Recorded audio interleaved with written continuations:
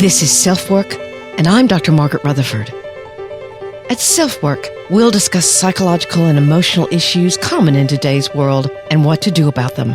I'm Dr. Margaret, and SelfWork is a podcast dedicated to you taking just a few minutes today for your own self-work. Hello and welcome to SelfWork. I'm Dr. Margaret Rutherford. I'm a clinical psychologist, and I've lived and worked in Fayetteville, Arkansas for almost 30 years. I started SelfWork about 5.5 years ago. You can probably hear the thunder out there today. But I started the podcast almost 6 years ago because I wanted to extend the walls of my practice to several groups of you, those who might already be interested in therapy or in therapy, to those of you who'd just been diagnosed with something or you were having a relationship problem that you just couldn't solve, but also to a third group of you, to those of you who may believe certain things about therapy, that it's weak or that it's just for losers, but maybe you're unhappy enough to listen to a podcast like SelfWork and give the idea of asking for help a chance. Now, SelfWork isn't therapy, but at the same time, you can certainly hear my thoughts on different topics. I welcome all of you. I'd outlined an episode today that was all about the quest for fame, or for most of us, what would be just popularity, until I received my third question this week about how to go about interviewing a therapist. Now, so much of what I learned in graduate school about being in therapy and being a therapist has drastically changed in the last decade especially. My grad school years were influenced by a mix of psychoanalytic supervision, which taught that therapy wasn't a collaboration at all, and a therapist was someone who listened and interacted in a very safe but neutral way. Then cognitive behavioral therapy was making its case for being far more upfront, and my training changed to being about that. I was also heavily influenced by family systems therapy, or studying the effect of families on the individuals within them. Now, none of those particular therapeutic systems would have been particularly crazy at the time about the idea of someone like me doing blog posts or podcasts. But it's 2022, and let's talk about how things are today. I also turned to my Facebook closed group for ideas about this episode, as I didn't want to count on only my experience as both a patient and a clinician to provide you with some ideas. I wanted to widen my own view. And one of the things that doing so brought to mind is that the audience here at SelfWork is international, and getting in to see a therapist varies widely as far as accessibility goes. But what I'm going to talk about today is what questions do you need to ask and are very legit and good to ask a potential therapist. That's the topic for today. The listener voicemail is from a woman who'd read one of my blog post articles on feeling invisible and how to confront the shame you've never deserved. There's also an accompanied podcast episode, which we'll have in the show notes, which was actually number 138. I've always liked this post, as I know many people, for many reasons, feel invisible within our culture, within their families, even within circles of friends or acquaintances, and it can be tragically lonely. So in this episode, sponsored by Athletic Greens, we'll focus on the very tangible and concrete topic of approaching a potential therapist. And I'll soon be focusing on that quest for popularity as well. And I'm so excited this week to be doing a very new thing for SelfWork, actually on the 18th, by bringing you another podcaster's work that I highly respect. More on that in a few days. So sit back, relax, and hopefully learn how to talk to someone about becoming your therapist, what to ask, how to ask it, and other important facets of creating this very unique relationship in your own life.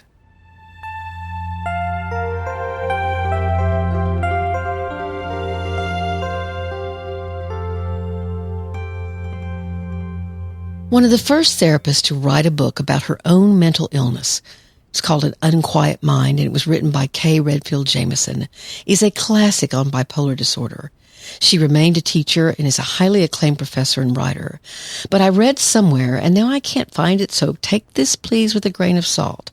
I read that she stopped doing therapy after she wrote the book. That stuck with me because here I was in the middle of blogging and podcasting and was still doing therapy. She taught and wrote, but if my memory is correct, she didn't feel that she could continue doing therapy since she'd been so open about her own mental illness. In 2016, I made a very different choice. I made a very conscious choice to be open about my panic, my anorexia, my divorces, All things that I'm very glad that I made that choice about. But many clinicians would be uncomfortable and are uncomfortable about being open about themselves. That's just an individual difference.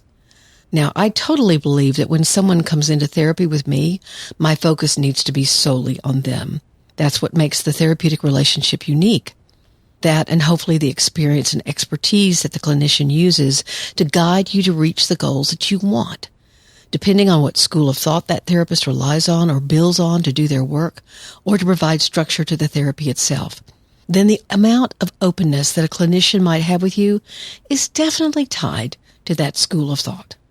It has always intrigued me that at the same time that many in our culture are trying to move forward to decrease the stigma around seeking therapeutic help, therapy itself, at least now for many years, remained mysterious. What exactly happened in therapy? How do you decrease stigma or what might be simple ignorance if no one talks about what happens? You might tell a coworker or a friend that you visited a lawyer about a divorce, for example, but that you'd visited a therapist? In years past, a definite no. When I first moved to Arkansas from Texas, in fact, I was stunned at how much stigma still existed here. And Texas, after all, wasn't known at the time as being highly attuned to emotional work or needs. It was in the early 90s, after all. But in Dallas, where I lived and trained, and as a more metropolitan area, it was much more commonplace to hear someone say they went to therapy. But when I moved to Fayetteville, people would ask me about waiting in their car to come in. Did I have a separate exit to leave? Would they be dropped from their insurance if they came? Would an insurance company report them being in therapy to their work? If their boss called, would I keep confidentiality? Lots of questions, most based on the fear of stigma and unforeseen complications, and a lot of distrust. Much, I'm so glad to say, has changed in 30 years. Focusing on your mental health as well as your medical health has greatly gained in acceptance. There are TV shows about therapy, and certainly lots and lots of podcasts. Within the last few years, all kinds of therapists accrue thousands of followers on Instagram or TikTok. So you might think that beginning to see a therapist isn't complicated anymore. Well, maybe not. What has not changed is the vulnerability of opening yourself up, however slowly or carefully, to anyone. Telling them things that you've kept under lock and key for damn good reason. So there's an understandable eagerness and actual need to know something about a therapist before you go into that first session. You need reassurance. You might think that a therapist would offer this information freely before you even had to ask, and some do. But some clinicians have their staff schedule appointments for them, or now it's often done through an online portal. My personal view is that any therapist should talk to you if you request it before seeing you in person. Lawyers often do first consultations for free, but then they charge you for the rest of the time you're in contact with them, right? Phone calls and everything. Most therapists will charge for a first session, but not for other times they talk to you. So asking for time to share with them a few questions about what their experience might be is quite legit. And actually, I believe an initial conversation tends to set up the relationship for success. Not always, of course. But remember, it's a two-way street. A therapist can also determine if their experience fits your needs and vice versa. So what's the absolute best way to get the skivvy on a therapist? What I believe first and foremost is to ask your friends who they've seen in the past. I understand that this means opening up to those friends, but a personal description from someone you already trust goes a long way. Having them say, "Oh yeah, he helped me see my situation in a whole different light," or "I felt so comfortable with her. She was tuned into me from the minute I walked in the room." You can also reach out to your family doctor or OBGYN for suggestions. Lawyers and pastors often know therapists as well. But maybe you're not in that situation, as many of the people who reached out to me aren't. They simply don't know anyone who's ever been to therapy, or they're not quite willing to ask. So first, let's hear from AG1 Athletic Greens. And by the way, in the last podcast, I told you the link wasn't working. Well, it is working again. AG1 has a wonderful offer for you. It's a year's supply of vitamins D3 and K2 with a subscription. And I've almost finished my first bottle. So it truly does last a year because it was about a year that I joined with Athletic Greens. And after that, I'll be back with the questions you might benefit from asking.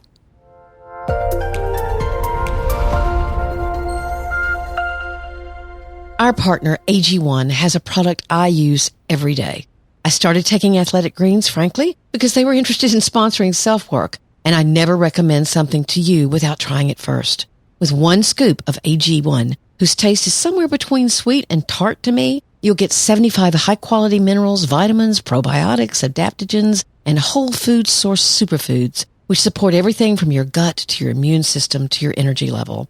I love it because whether I'm home and about to go out for a walk or traveling and about to spend time with friends and family, I can start my day proactively, knowing I'm doing something for my own self-care. If you're like me, self-care can get lost for sure. In fact, its founder, after having severe gut issues, realized he was taking over $100 a day worth of supplements, which had their own very complicated dosage routine, so he created Athletic Greens. To make it easy, and because you're a SelfWork listener, Athletic Greens is going to give you a free 1-year supply of immune-supporting vitamin D and 5 travel packs with your first purchase. All you have to do is to visit athleticgreens.com/selfwork.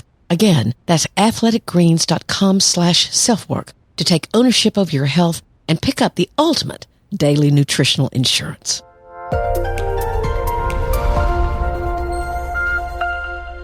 So let's start by talking about some different scenarios, all of which are pretty typical in therapy. First, there's the person who doesn't know much about therapy but knows they don't feel like themselves or that their friends are concerned about them. So this would, of course, influence the questions they had for someone like me. The questions are important, but just as important is what you notice about the way the therapist describes things, the manner in which they talk with you. Do they already feel empathic to you? Do they seem interested in the reasons why you're asking these particular questions? I will tell you, my very first podcast was on this topic. So it's 001, and it's called What is Good Therapy? And I will have that in your show notes. That's how important I think this is. So here are some of the questions that I think are wonderful and, again, very, very legit to ask. Number 1, how long have you been a therapist? What do you believe happens in therapy that actually helps someone? Number 2, where did you get your training? Here, you want to make sure you know what their licensure is, meaning what are the letters after their name? How did they get licensed to become a mental health professional? Are they a life coach, a licensed professional counselor, a social worker, a marriage and family therapist, or a psychologist? And are they fully certified, or do they still have to have supervision? And again, I'm going to include a link on open counseling that talks about all these different kinds of therapists because it's really important for you to know the difference in their backgrounds. Here's the third question. Is there a typical amount of time that therapy takes? I hope you're getting out a piece of paper and a pen or something or jotting these down because literally they're great questions. And some of my Facebook group suggested these as well. Number 4, this was mine. What do you think are your strengths as a therapist? For some people, they may say, I really use my technique well. I've been doing EMDR for a long time or whatever their technique. For some, they might say, I get along with a lot of different kinds of people. It really depends. I love what I do. That's a good one. Number 5, what will the sessions be like? How long are they? How many times do you typically see someone? Those are very important questions. Number 6, are you trained in a specific kind of therapy? And if so, what is that? And can you explain it to me? Number 7, this is one I sometimes get. Are you going to diagnose me? Will you share your diagnosis with me? Will that diagnosis be confidential? Or how will you use that diagnosis? If you use insurance, that diagnosis will be given to your insurance company, but it's never shared with anyone else without your consent. Number 8, do you have any spiritual or religious beliefs that guide you as a therapist? If so, what are they? Now, this one's a little tricky because someone might say, I don't want to share that with you, but you do have the right to ask. Generally speaking, if they do have a strong affiliation with some sort of religion or spiritual life, they will tell you. They may even have advertised themselves as a certain kind of counselor, a Buddhist counselor, a Christian counselor, or a Jewish counselor. Number 9, do you have additional certifications or training in specific treatment techniques? Now, if you're starting out and you really don't know what's wrong, this may not be a question that you really know to ask. Because again, there are certain techniques that are good for certain conditions or disorders, but if you don't know what those are, then you can't really investigate the techniques either. So this question might be something for later, but it is helpful to know. And number 10, when do you decide to refer, or do you ever refer? Do you regularly refer to other practitioners who might have expertise that you don't have? Or ancillary therapies like massage therapy, yoga, nutritionists, somatic therapies? Now, the next questions should be covered in a business contract that you sign prior to entering treatment. I talk a lot about that in that 001 What's Good Therapy. But to make sure I point them out, here they are. Number 11, how much do you charge? Very important. And what kind of payment do you accept? Do you have a sliding scale of any kind? Do you charge for missed appointments? And what's the process for rescheduling or cancellation? Again, you want to understand what the boundaries are around payment. Number 12, how does insurance work? Do you take my insurance? Will your office file, or will I need to do that? Again, the business of the relationship is very important for it to be coherent and very clear and very consistent. Number 13, are you available after office hours if there's an emergency? Many therapists are not. At 5 or 6 o'clock, they are not available. And their voicemails will likely say, if this is an emergency, if you're in an emergency, please dial 911 or go to your nearest emergency room. Other therapists choose to be available. That's not a good or a bad thing. It's the therapist's choice.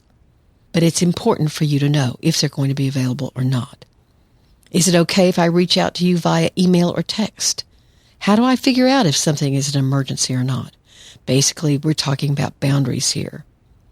Now, some of that is going to arise in general therapy itself, because you may not know when you first begin therapy that you may reach a point where you need someone in an emergent crisis. After all, you're just starting out. So this can also be a rotating kind of conversation, or a conversation that happens over time. Number 14, a very practical question. Is your office accessible, such as wheelchair accessibility?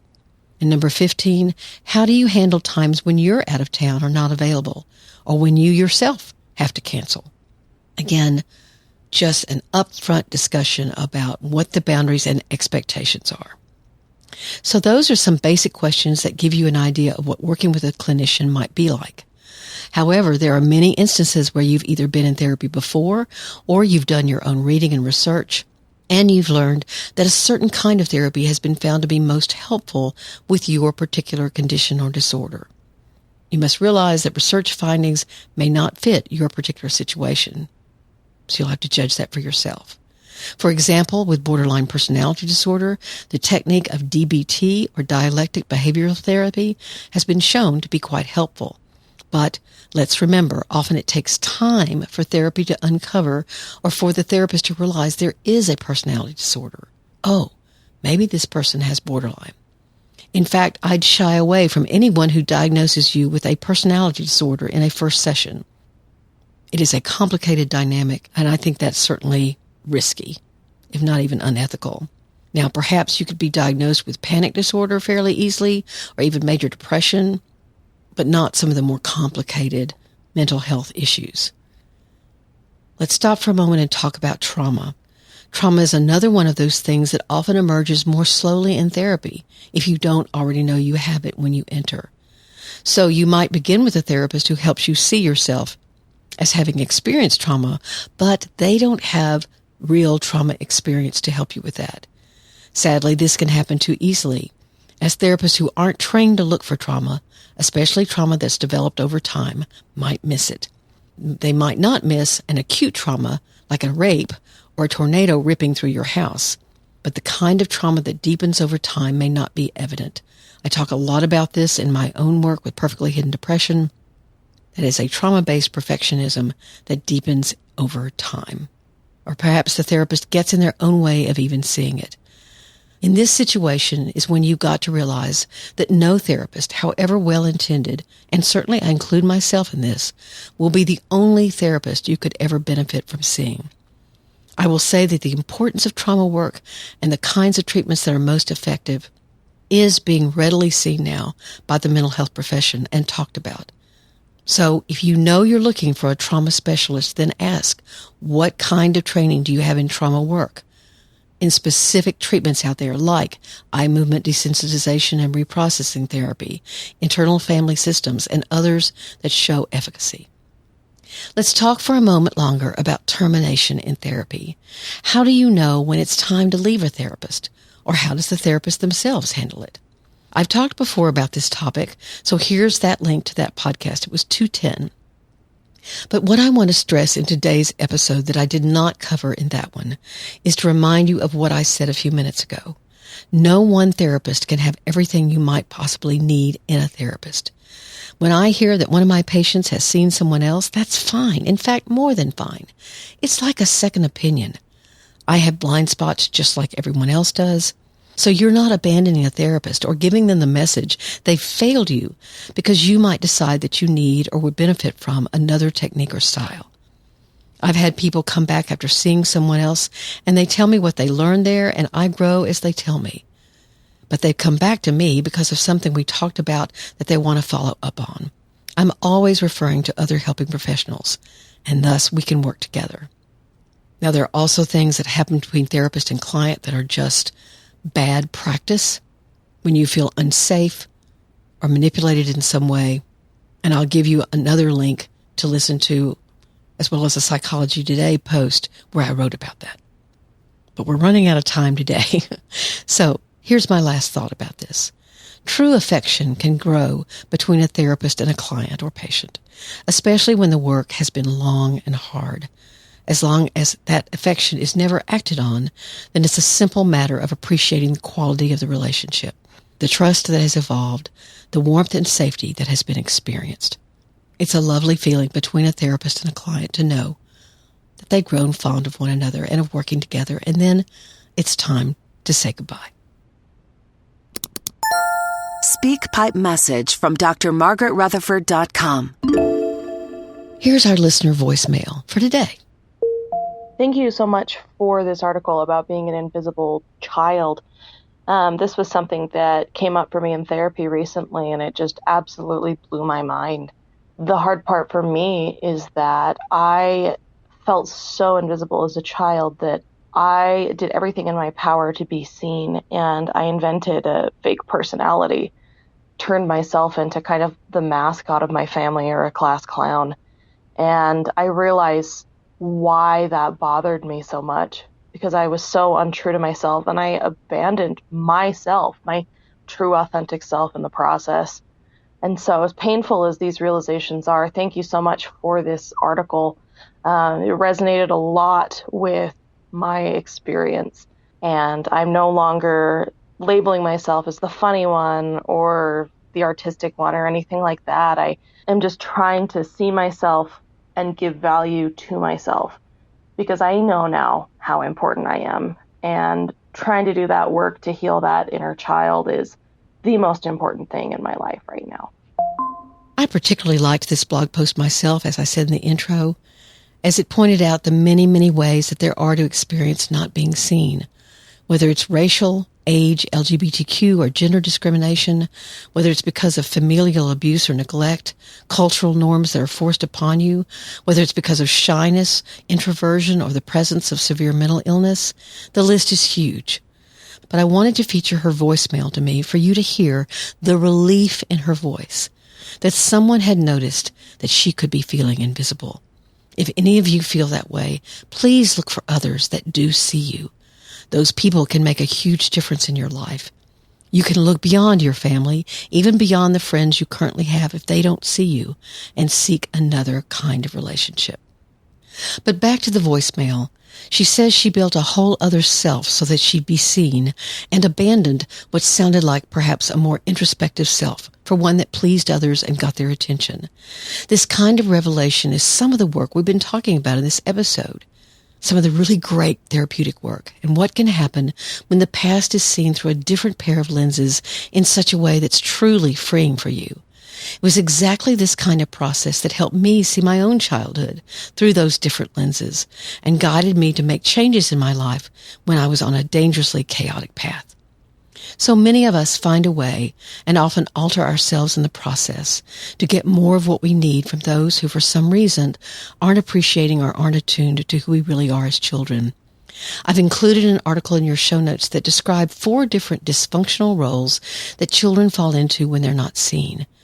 They're called the hero, the scapegoat, the lost child, and the mascot or clown. They all have their functionality, but bring with them a rigid set of beliefs and behaviors that need to be challenged and then changed. You might want to take a look at this article and see which role you might have played in your own family. For you don't have to live out your life that way, as this reader is letting us know. And the joy you can find in so doing is life-giving and life-altering.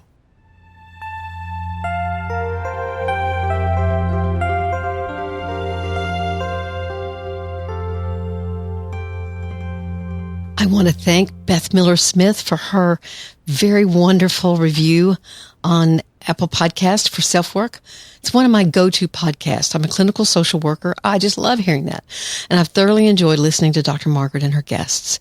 The topic selections are ones I commonly hear are challenging for my own clients, as well as friends and loved ones. I appreciate her concise explanations and the tool suggestions she provides.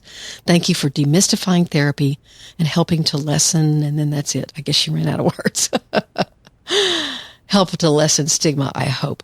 So thank you so much for that. Again, we've got something really exciting coming up this week for you, a quite different way of introducing a new podcast to you, and perhaps new for you, but whose host is someone I greatly admire and that I've already interviewed, but I wanted you to hear her work.